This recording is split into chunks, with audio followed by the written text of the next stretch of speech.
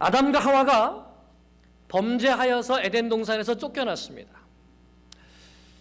에덴 동산에서 쫓겨난 인간의 가장 첫 번째 사건이 무엇인가?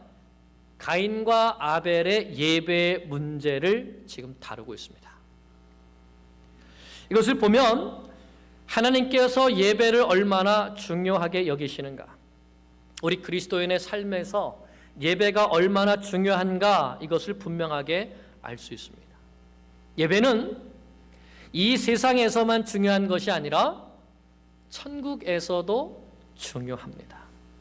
오늘 말씀을 통해서 하나님께서 중요하게 여기시는 그 예배의 중요성을 나도 깨닫고 한번 나의 예배를 돌아보고 점검해보고, 나는 정말 하나님께서 기뻐 받으시는 그러한 예배를 드리고 있는가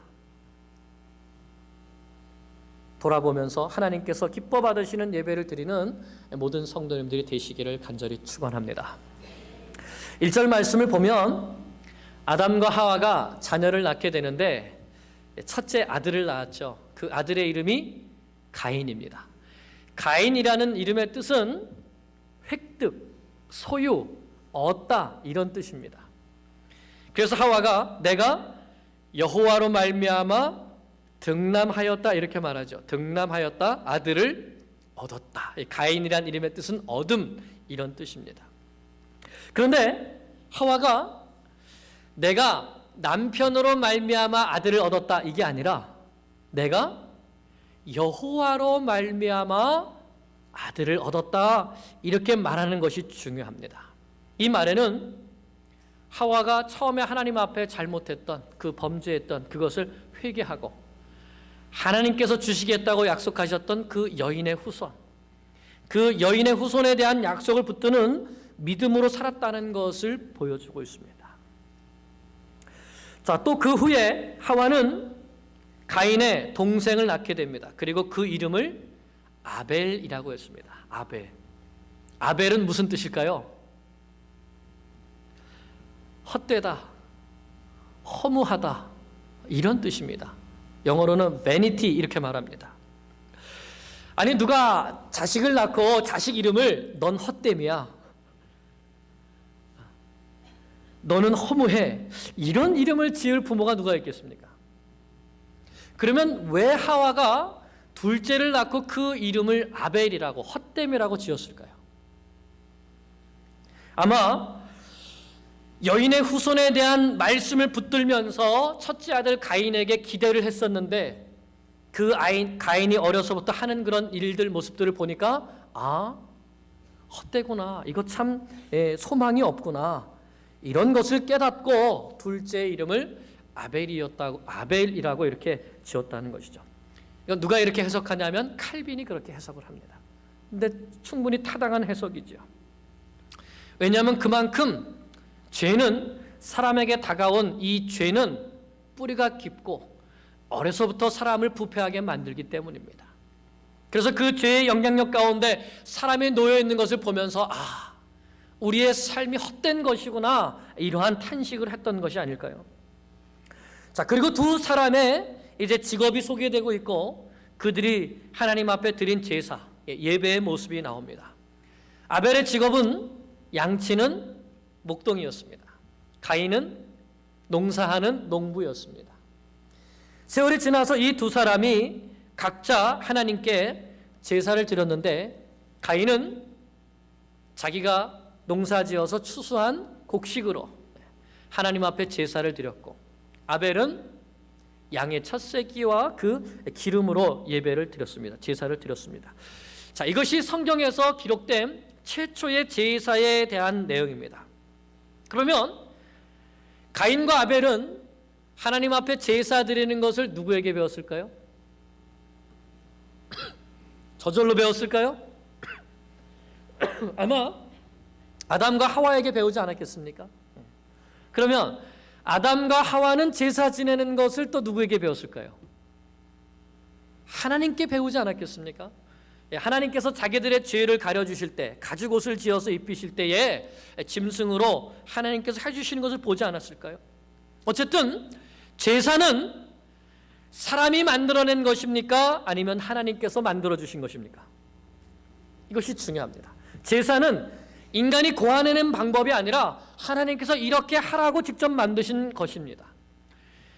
이렇게 가인과 아벨도 자기들의 방법이 아니라 하나님께서 가르쳐주신 이 제사라는 방법을 통해서 하나님께 나아가려고 했습니다. 제사를 드렸습니다. 자, 그런데 그 결과가 어떻게 됐습니까? 자, 4절 하반절을 보겠습니다. 여호와께서 아벨과 그의 제물은 받으셨으나 가인과 그의 제물은 받지 아니하신지라.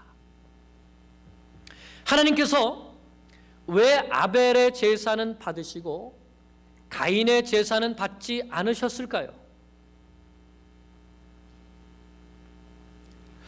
어떤 사람들은 아벨은 양을 잡아서 그 피의 제사를 드렸기 때문에, 피가 있는 제사를 드렸기 때문에 하나님께서 받으셨고, 가인은 피가 없는 곡식의 제사를 드렸기 때문에 하나님께서 받지 않으셨다, 이렇게 생각하기도 합니다. 자, 그러면 가인은 자기 곡식을 아벨에게 주고 아벨에게 양을 사서 그렇게 제사를 드렸어야 할까요? 레위기에 보면 하나님 앞에 제물을 드릴 때에 곡식으로 드릴 수도 있고 양으로도 드릴 수도 있고 소로도 드릴 수도 있고 염소로도 드릴 수도 있고 비둘기로도 드릴 수 있고 기름으로도 드릴 수 있고, 많은 것이 있습니다. 자, 그러면 무엇이 문제였을까요? 여러분, 다시 한번 말씀을 보겠습니다. 다시 한번 4절을 보십시오. 4절 하반절에 보면 3절에 보면 가인은 땅의 소산으로 제물을 삼아 여호와께 드렸다. 아벨은 자기도 양의 첫 새끼와 그 기름으로 드렸다. 아벨은 양의 첫 새끼와 그 기름으로 드렸고 가인은 땅의 소산으로 드렸습니다. 여러분, 무슨 차이가 있습니까? 네, 그게 보이십니까? 아벨은 첫 새끼와 그 기름으로 드렸다는 거예요. 여러분, 첫 새끼, 첫 것이라는 것은 어떤 의미가 있습니까? 네? 첫 것은, 사실 첫 것은 나의 모든 것이죠. 나의 사랑이 들어져 있고 나의 정성이 담겨져 있고 나의 모든 것을 드린다는 헌신의 의미가 담겨 있는 것이 첫 것입니다. 아벨은 그 첫 것으로 드렸다는 거예요. 그런데 가인에게는 그런 것이 있습니까? 없습니다. 그냥 땅의 소산이라는 말씀만 있습니다. 마음이 없는 형식의 제사를 드렸던 것이죠. 만약에 하나님께서 제물의 차이고 너는 양이기 때문에 받고 너는 곡식이기 때문에 안 받아, 만약에 그러셨다면 가인의 제물은 받으시고 아벨의 제물은 받으시고 가인의 제물은 받지 않으셨다, 이렇게 돼야 되죠. 그런데 성경을 보면 가인과 그의 제물은 받지 않으시고 아벨과 그의 제물은 받으셨다, 이렇게 기록하고 있습니다. 즉, 이 말씀은 하나님은 제물만 받으시는 분이 아니라 그 제물을 드리는 사람, 그 사람을 보고 그 사람을 함께 받으시는 분이라는 것을 가르쳐 주시는 것입니다. 즉, 우리가 하나님 앞에 나와서 예배 드릴 때 참 우리가 찬양도 하고 기도도 하고 많은 것을 하지만 하나님은 무엇을 보신다는 겁니까? 우리의 마음의 중심을 보신다는 것입니다.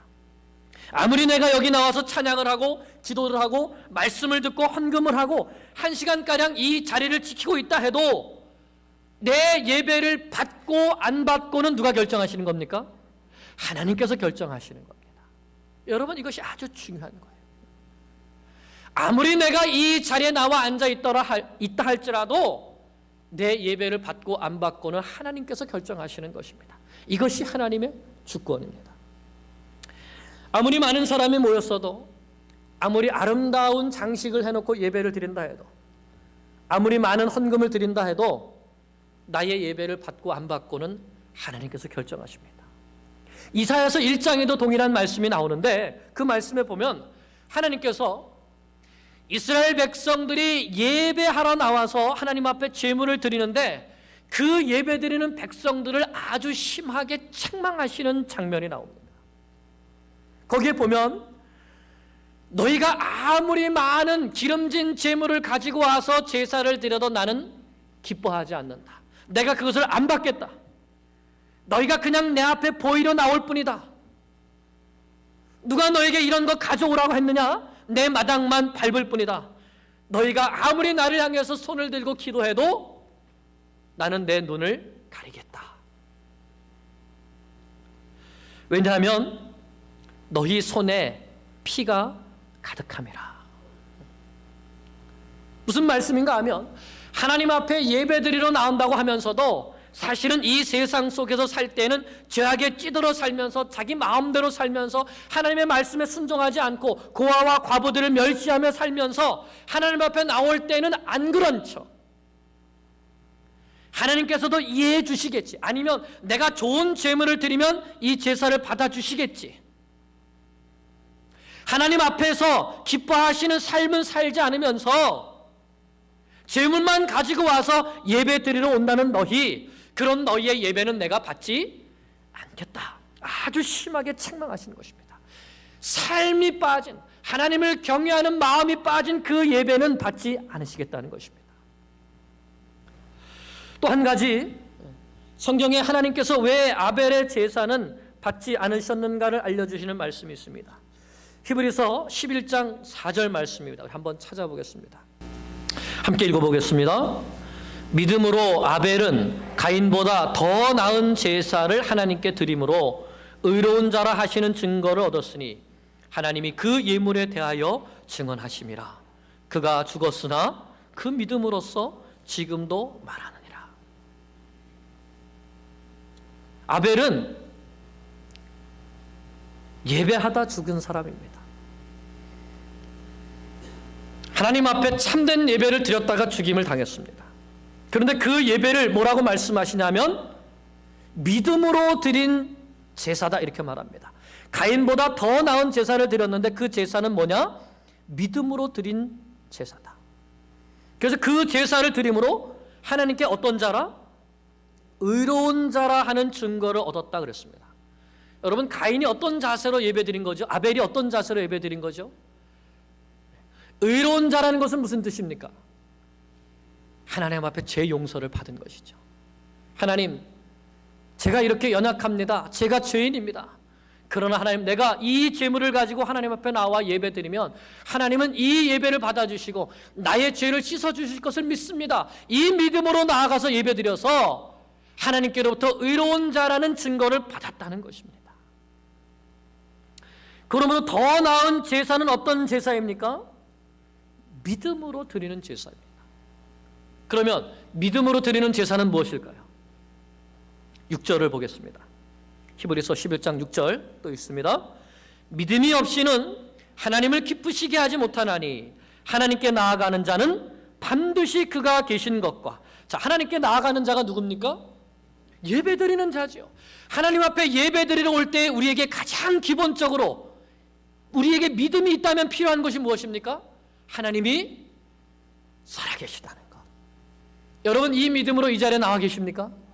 내가 지금 이 자리에 나와 있는데 살아계신 하나님께서 지금 이 장소에 함께 계시며 나의 예배를 지켜보고 계신다, 바라보고 계신다는 이 믿음으로 나오셨습니까?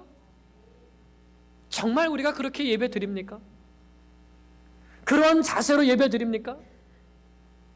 그렇다면 우리의 마음, 우리의 옷, 우리의 몸가짐,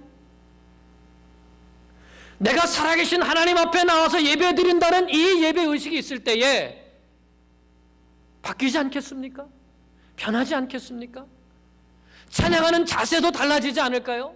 기도하는 자세도 달라지지 않을까요? 말씀을 들을 때 어떤 자세로 듣겠습니까? 믿음으로 하나님 앞에 나아간다는 것은 무엇인가? 하나님께서 살아계셔서 그 살아계신 하나님께서 지금 내 앞에서 내 예배를 받고 계신다는 그 믿음을 말씀하는 것입니다. 아벨은 그 믿음으로 예배드렸다는 것이죠. 그리고 또 한 가지는 무엇입니까? 그가 자기를 찾는 자들에게 하나님의 얼굴을 구하며 하나님 앞에 나와 예배하는 자들에게 어떤 분이요? 상 주시는 분이심을 믿어야 할지니라. 우리가 하나님 앞에 하나님의 살아계심을 믿는 그 믿음으로 나아가서 온전한 예배를 드릴 때에 하나님은 어떻게 하신다고요? 그 예배자에게 상을 주신다고요. 그 상이 무엇일까요? 첫째는 아벨이 얻었던 의로운 자라고 하는 것, 죄 용서함을 받는 은혜가 아니겠습니까? 그것이 우리에게 상이겠지요.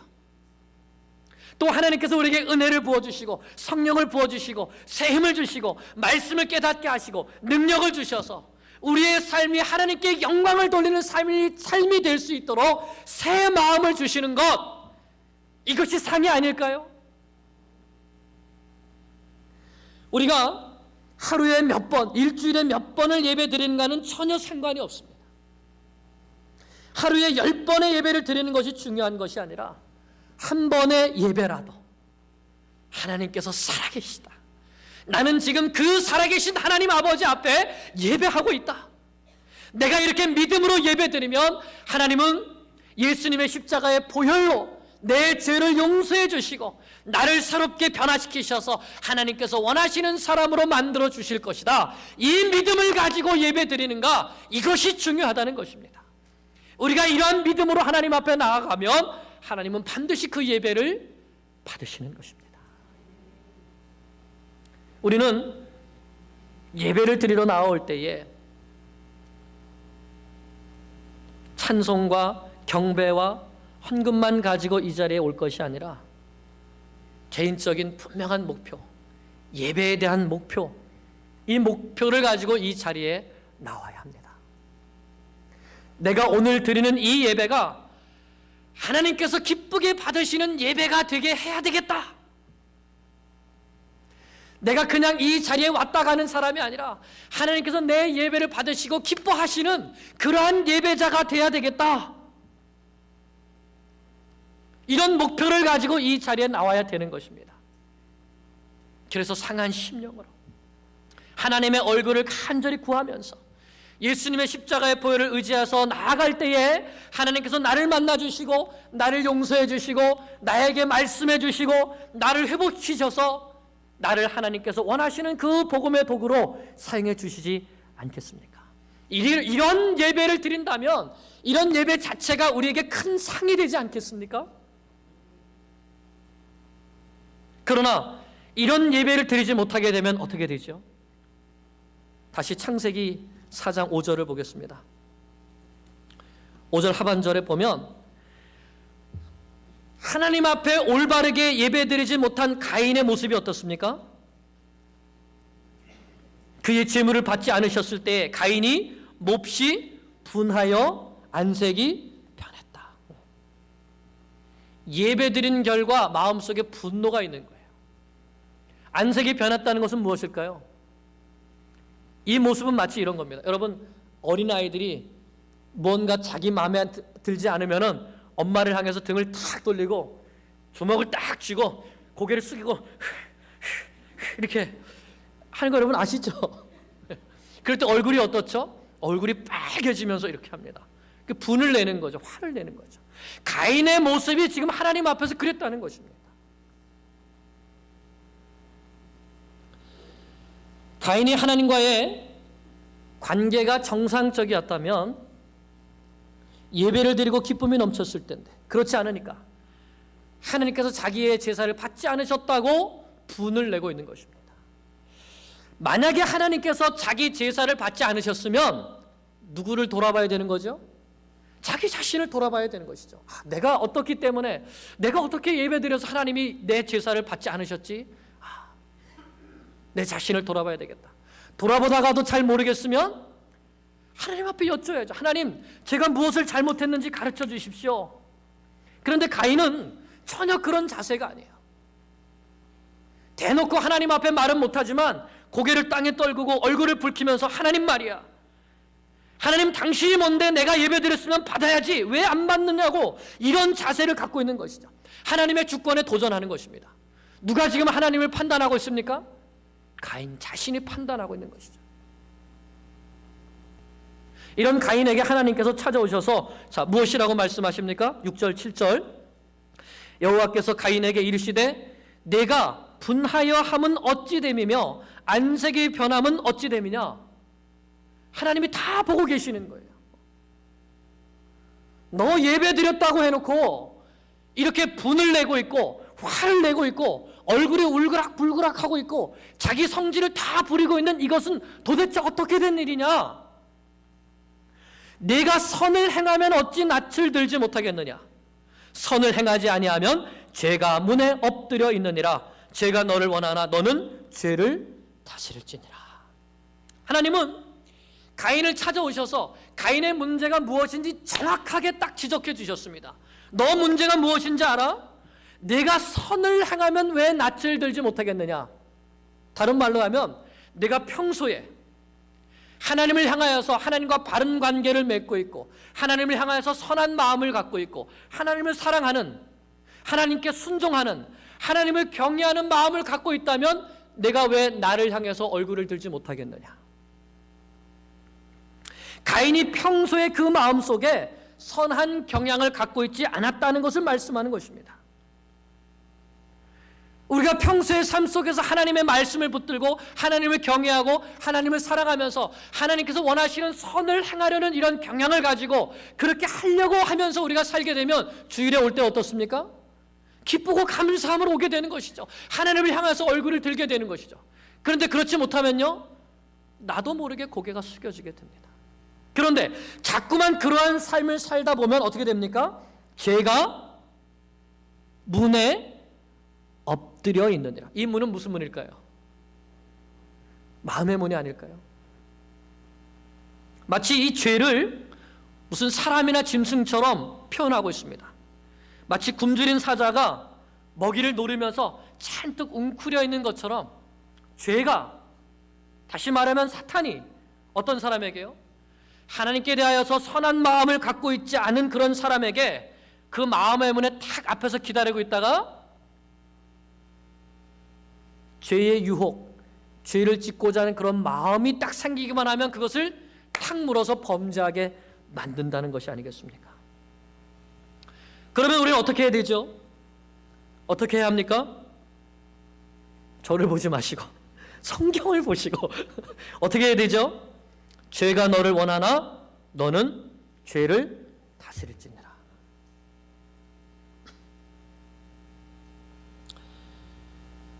죄가 너를 원하나 너는 죄를 다스릴지니라. 사람에게는 죄의 소원이 있습니다. 여러분, 솔직히 내 마음속 깊은 곳에 죄를 짓고 싶은 마음이 있습니까? 없습니까? 내 욕심대로 살고 싶은 마음이 있습니까? 없습니까? 있습니다. 죄를 짓고 싶은 충동이 있고 죄에 대한 갈망이 있고 죄에 대한 소원이 가인에게 있다는 것입니다. 그래서 이 죄의 소원을 잘 다스리지 않으면 죄가 너를 다스리게 된다는 것입니다. 처음에 죄를 짓고 싶을 때, 죄의 소욕이 있을 때, 이 죄의 충동을 다 잘 다스리지 못하면 처음에는 내가 죄를 지을지 몰라도 나중에는 죄가 기다리고 있다가 죄가 나를 삼킨다는 것이죠. 그러기 전에 내가 죄를 다스리는 삶을 살라고 방향을 주신 것입니다. 하나님의 경고에도 불구하고 하나님의 말씀을 듣지 않았을 때에 그 결과가 어떻게 되었습니까? 8절입니다. 가인이 그의 아우 아벨에게 말하고 그들이 들에 있을 때에, 아무도 없을 때에, 아니 아무도 보는 사람이 없다고 생각하는 그곳에서 가인이 그의 아우 아벨을 쳐 죽이니라. 결국 동생을 죽이는 죄를 범하고 말았습니다. 하나님 앞에 바른 예배를 드리지 못하면 우리는 언제든지 악을 행할 수밖에 없는 것입니다. 사랑하는 여러분, 예배는 이렇게 중요한 것입니다. 나의 예배 자세는 괜찮습니까? 하나님은 우리에게 참 예배를 원하십니다. 그리고 그 예배를 받으시는 하나님의 주권을 인정하는 신앙을 원하십니다. 하나님은 우리가 상한 심령으로 나와 하나님이 살아계시다는 것을 믿고 이 믿음으로 예배를 드릴 때에 우리의 죄를 용서해 주시고 우리에게 상 주신다는 것을 믿는 그 믿음으로 드리는 예배를 기다리고 계십니다. 그리고 우리의 삶 속에서 죄를 다스리는 삶을 살기를 원하십니다. 여러분, 우리 안에는 아벨의 속성도 있고 가인의 속성도 있습니다. 여러분, 아벨로 사시겠습니까? 가인으로 사시겠습니까? 만약에 우리가 오늘 드리는 이 예배에 실패한다면 우리는 다음에 예배 드릴 때까지 이 한 주간을 가인으로 살 수밖에 없습니다. 이제부터 하나님께서 받으시는 예배를 드려야겠다는 분명한 목표를 가지고 이 자리에 나올 수 있기를 축복합니다. 하나님 앞에 상한 심령으로 믿음으로 예배 드려서 내 삶 가운데 죄를 다스리며 하나님께 영광 돌리는 삶을 살겠다는 다짐이 다시 한번 우리 가운데 있기를, 그래서 하나님께서 기뻐 받으시는 참된 예배자가 되기를 간절히 축원합니다. 기도하겠습니다.